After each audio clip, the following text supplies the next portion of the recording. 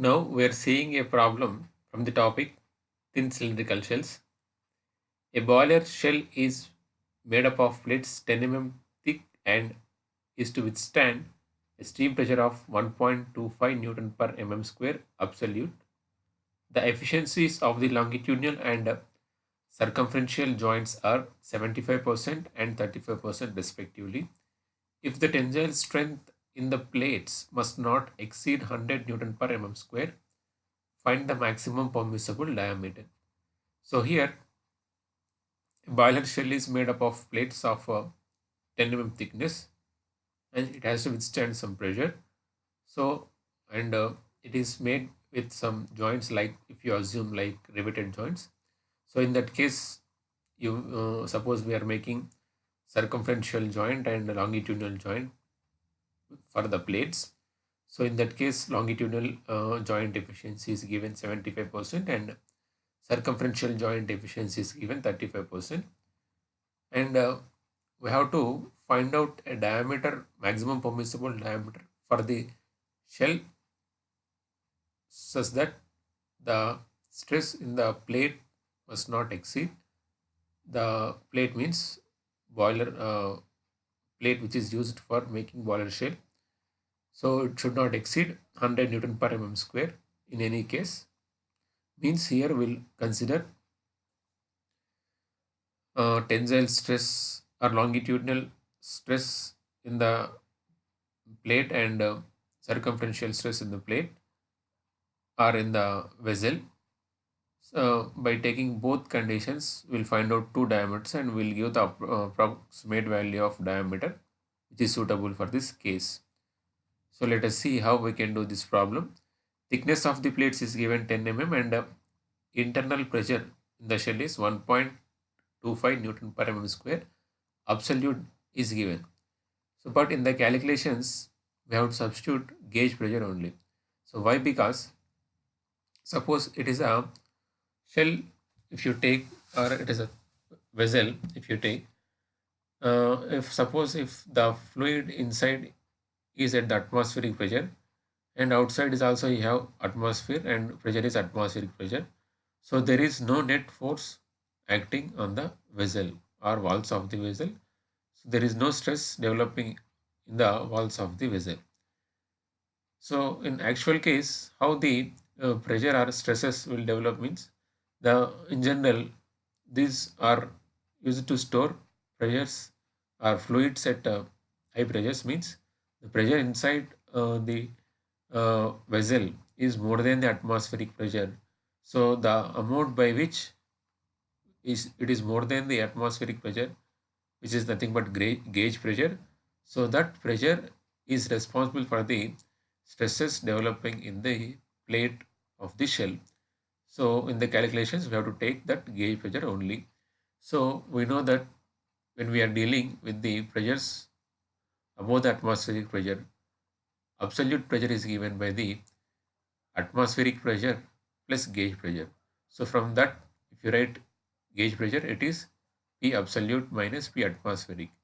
So absolute pressure is given 1.25 and atmospheric pressure in Newton per mm square, it will the value will be 0.101 Newton per mm square. So how means? So here we know in general atmospheric pressure value as 101.325 kilopascal. So when you divide that value by 1000, it will be 0.101325 megapascal, or it is also 0.101325 Newton per mm square. Why? Because 1 megapascal is nothing but 1 Newton per mm square, and here we are adjusting, or we are taking up to 3 digits, such that atmospheric pressure in Newton per mm square will be 0.101 Newton per mm square. So when you remove this atmospheric pressure from this absolute value, we will get the gauge pressure, as we are getting gauge pressure as 1.149 Newton per mm square.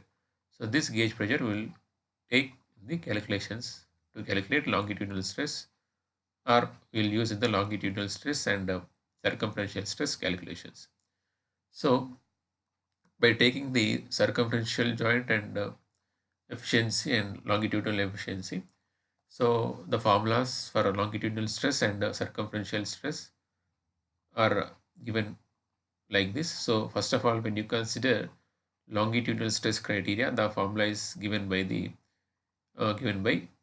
sigma t is equals to PD by 4t into efficiency of circumferential joint. And from that, if you write d, it is 4 times of sigma t into eta c by p, where eta c is the circumferential joint efficiency. So which you will take the calculation of longitudinal stress.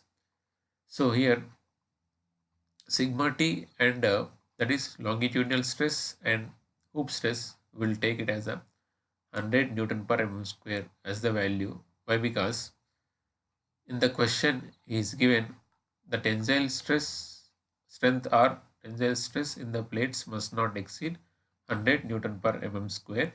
So here if you see the circumferential or hoop stress and the longitudinal stress in the plates, both are of tensile nature only. So both values we have to limit 100 Newton per mm square as given in the question. So according to that, we have to take sigma h and sigma t, hoop stress and longitudinal stress, as 100 Newton per mm square only. So when you take that longitudinal stress as 100 Newton per mm square, thickness 10, and efficiency of circumferential joint 35% means 0.35. By pressure we got gauge pressure 1.149. So when you substitute these values and when you simplify, we are getting diameter as 1218.45 mm. And next we have to consider hoop stress criteria. So when you take hoop stress criteria, the formula is given by taking the longitudinal joint efficiency. So it is sigma h is equals to PD by 2t into eta L. So when you write for the diameter, the equation is 2 into sigma h into t into eta L by p, and sigma h, I told that we have to take it as 100 Newton per mm square, and t thickness of the plate 10 given, and efficiency of longitudinal joint 0.75%, sorry 75% or 0.75, and gauge pressure 1.149.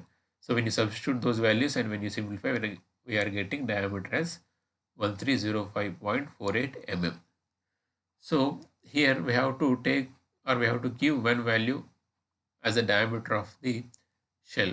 So here to satisfy both conditions, means to satisfy longitudinal stress criteria, hoop stress criteria. So to satisfy both conditions, the maximum permissible diameter will be the minimum of these two values. So why? Because suppose when you take 1305.48 mm as a diameter, the hoop stress will be within the limits. That is, hoop stress will be exactly 100 Newton per mm square. Why? Because by taking hoop stress as 100 Newton per mm square only, you got this diameter. So when you take this diameter and when you make the shell, you will get hoop stress sigma h value, that is 100 Newton per mm square, which is acceptable. Means the permissible tensile strength is 100 Newton per mm square, which is given. So it is satisfied. But when you take a diameter as 1305 here, the longitudinal stress value goes beyond the 100. Why? Because this will be 100 when the diameter is 1218. Why? Because from by considering the sigma t 100, we got 1218.45. So when you increase diameter here beyond this 1218 value, definitely this will be increased. Why? Because these two are direct relation, are directly proportional. So when diameter is goes beyond this value, so definitely the longitudinal stress goes beyond 100 Newton per mm square. So to satisfy this longitudinal stress criteria, the diameter should be 1218.45 or less than this value. So means this is the maximum permissible diameter. So to satisfy this condition, longitudinal stress criteria and hoop stress criteria, the diameter must be minimum of this 1218.45 and 1305 05.48. So such that we are taking diameter as 1 to 18.45 to satisfy both conditions. For more videos, please subscribe and activate bell symbol. Please like it, share it with your friends, and don't forget to subscribe. Thanks for watching.